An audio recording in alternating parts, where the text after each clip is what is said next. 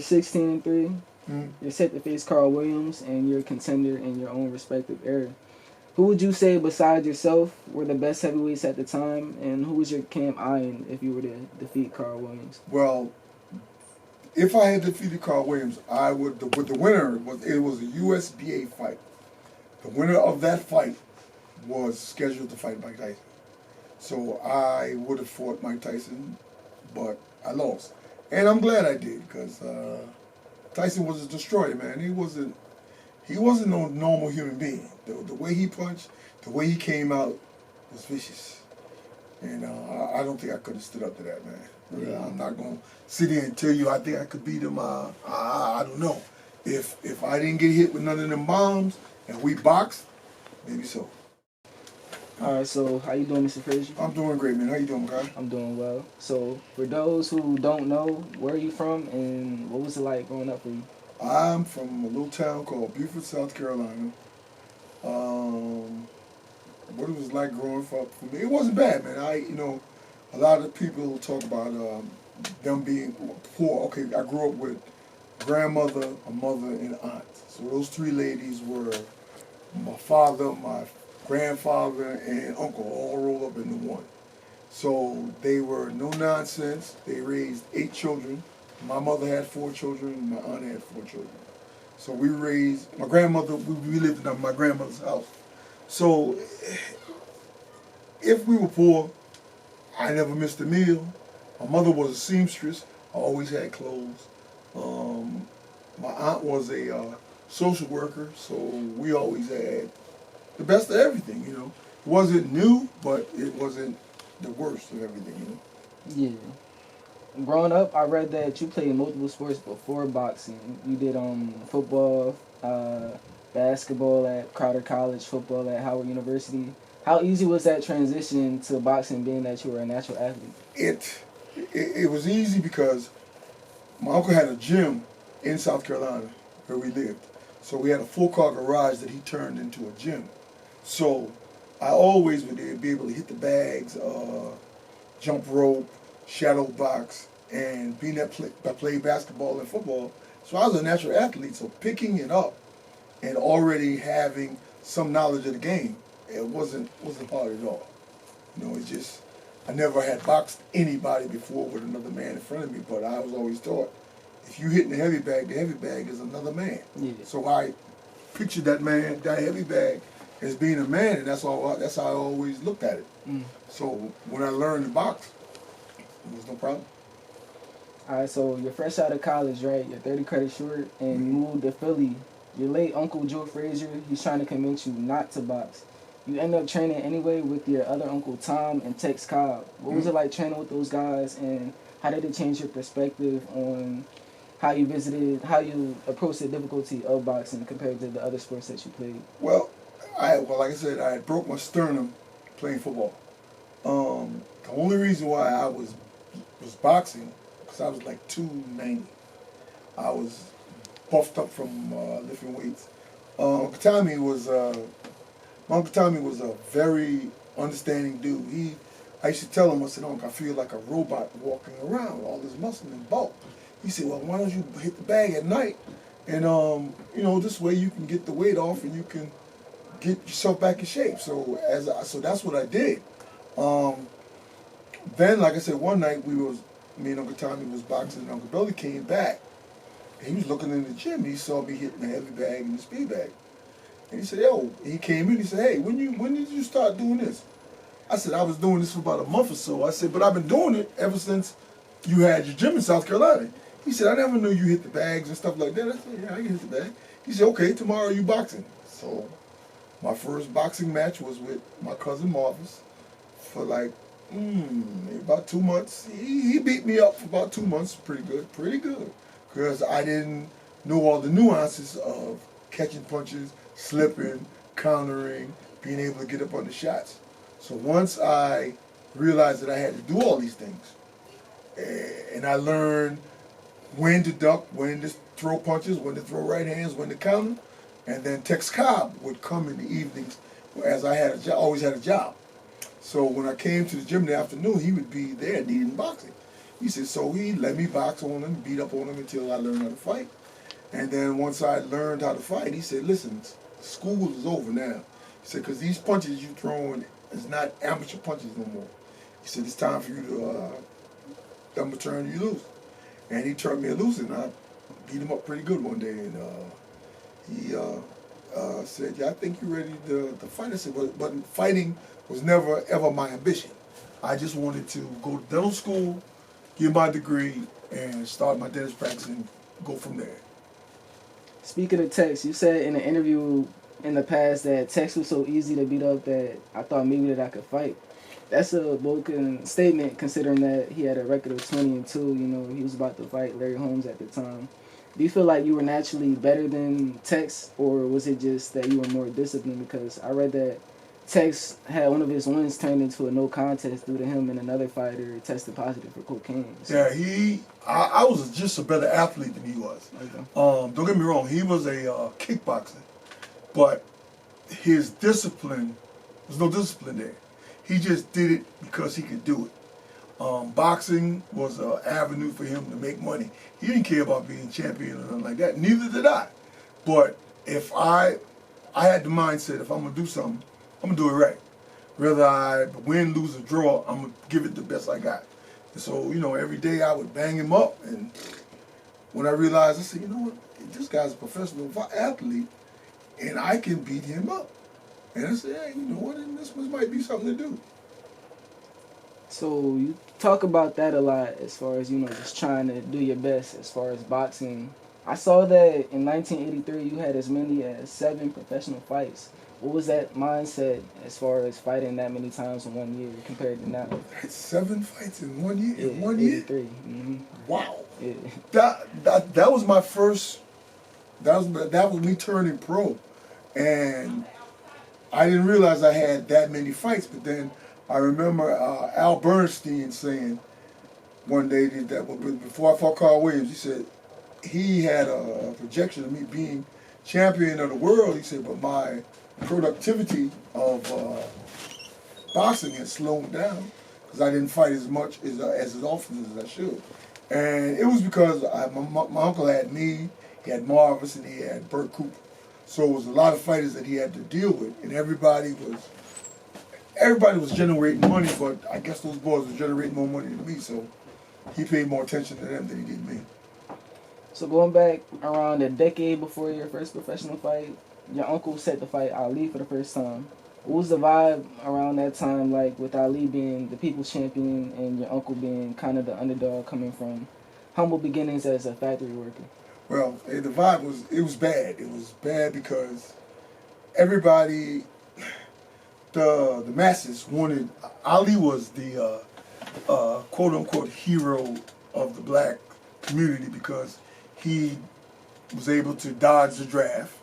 Him, Jim Brown, Lou Alcindor, which is now Kareem Abdul-Jabbar, all of them came together and solidarity for Ali when Ali was blackballed from boxing, and they wanted him to get back into the game. Now, my uncle did not participate in that because he was trying to win the vacant title that was available for boxing. And the people around us and me and my family, they all hated my uncle. So they took a lot of their animosity out toward us. But as far as putting hands on people or scaring somebody, nah, that wasn't the case. That wasn't gonna happen. You feel like your uncle got the respect he deserved after defeating Ali because, you know, he was the first one to ever defeat Ali in his professional career? I'm gonna say no. I'm gonna say no because my uncle was a blue collar kind of guy. He wasn't the most articulate young man. He wasn't the most polished individual as far as the public goes, public speaking and all that. Ali, yeah, they both won gold medals in the United States Olympics. So I should have thought they should have been on even keel. He was the first person to beat Ali. Not whip Ali, he beat Ali. I mean, hands down. But he wasn't the charismatic man like Ali, so most folks didn't like him, you know. Did you ever get to meet Ali yourself? I met him twice. I met him once in New York, and then again I met him again at my uncle's funeral. Conversation-wise, we never spoke. Just hello, how you doing, and kept it moving. I didn't like him at first because of the way he used to dog my uncle back and forth. So one Sunday I saw a Channel 12 special, and it was on Ali. And I sat there and I watched it, and I watched this man he said the night after the fight, he called my cousin Marvis into the dressing room to apologize. He said, tell your father I'm sorry for all the bad things I said about him. He said it wasn't about him, it was about trying to get into his head. He said, but Joe Fraizer, I couldn't get into his head, so please tell your father I apologize. Well, Marvin said, okay, he did that. And I saw that on Channel 12, and I saw this man say that he said he loved Joe Fraizer, he didn't dislike him. So my whole demeanor I had toward him changed because I saw a man who humbled himself, who was trying to use a strategy that worked for most fighters, didn't work for my uncle. But me being the young person that I was, I didn't understand the strategy that he was trying to use. Then once he explained it and he said how sorry he was, my whole mindset changed against the guy, man. I kind of respect him after that. You said earlier that you feel like Joe Fraizer didn't really gain the respect that he deserved after defeating Ali, but do you believe that the bad blood between Ali and Fraizer kind of lessened and that Fraizer gained the respect of Ali after the trilogy? Yeah, I think he did. He wouldn't publicly come out and say it, but in his heart of hearts, he knew that the 3 fights they had was scheduled for 45 rounds. Do you know how many rounds those fights went? How many? 44 and a half rounds. That's how true to boxing they were as far as heavyweights go, as far as their living up to the billing of the fights. These men fought each other like gladiators, and he respected them. He may not publicly said it, but like I said, he said it after the fact. But during the time that they were fighting, it was a love-hate relationship between them, you know, because it was kind of hard for my uncle to understand that I would give this man's money when he didn't have money to feed his family, when he wasn't being able to make money. And although my uncle wasn't one of those guys that went out and sat in a public forum and was defending black folks against Ali losing his license, my uncle went to every state in the United States of America and asked that this man be given his boxing license back so he could fight and take care of his family. But a lot of people don't know that, and they just think that Joe Fraizer hated Muhammad Ali totally, but it wasn't really like that. You feel like the media played a lot into that? Or? Yeah, media, and I think Howard Cosell was a big catalyst of that love-hate relationship, because he would say, Joe said this, or Ali said that. Now, it wasn't that they actually said it, but it was just to get them to get the juices flowing for them to say something ill will toward each other. And then it made for a good fight, but it didn't have to be that way, man. It could have been just 2 guys fighting, and that'd be the end of it. Yeah. And anybody who can stop the Vietnam War for one total day, for them to watch those 2 men fight, that had to have been an extraordinary thing. Because even politicians couldn't come together and stop the Vietnam War for one day. So that was one of the best things I think came out of that whole thing. Definitely. So fast forward to the pinnacle of your career, right? You're 16-3. Mm-hmm. You're set to face Carl Williams, and you're a contender in your own respective era. Who would you say, besides yourself, were the best heavyweights at the time, and who was your camp eyeing if you were to defeat Carl Williams? Well, if I had defeated Carl Williams, I would. With the winner was it was a USBA fight. The winner of that fight was scheduled to fight Mike Tyson. So I would have fought Mike Tyson, but I lost, and I'm glad I did because Tyson was a destroyer, man. He wasn't no normal human being. The way he punched, the way he came out was vicious. And I don't think I could have stood up to that, man. Yeah. I'm not going to sit here and tell you I think I could beat him. I don't know. If I didn't get hit with none of them bombs and we boxed, maybe so. Yeah. Did you ever get a chance to meet or interact with Mike? I got a chance. I've been around Mike a few times. We never held any conversations. I seen him around, and I didn't really want to have no interaction with Mike, man. I just saw him, hello, how you doing, and kept it pushing. Yeah. So what were your thoughts on your cousin Marvis's fight with Tyson before and after? Well, I thought I didn't think my cousin would win. I thought he would last longer than 91 seconds. The hype, it wasn't really a lot of hype behind the fight. Marvis was a minister by trade. He was a meek and mild guy. He was a very good boxer. Marvis had a record of 22-2. The two fighters he lost to was Larry Holmes and Mike Tyson. Everybody else he beat up. So, a lot of people would call him a bum and this, that, and the other. Kid wasn't no bum. The young man was not a bum. He could fight. And as an amateur, Marvin's boxing record was 52-2. So if that's a bum, I want to be a bum like that. Yeah.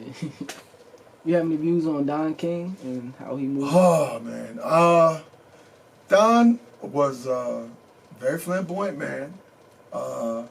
We were supposed to sign with Don King in my latter years of fighting. At the time before I fought Carl, me and Marvis were both ranked. So I asked my uncle, I said, well, why are we signing with Don? He said, well, Don could get us fights. I said, but you can get us fights as well. I said, Don King is a promoter who, he gave you what you wanted, but he got back what he gave you. In other words, if you wanted a house, if you wanted a car, Don King got you those things. But at the end of the night, when you fight, he will get his money back from that. Okay, so people accused him of stealing and taking stuff from people, but the man only took back what he gave. That's as far as I can saw. Yeah. I don't know anything about his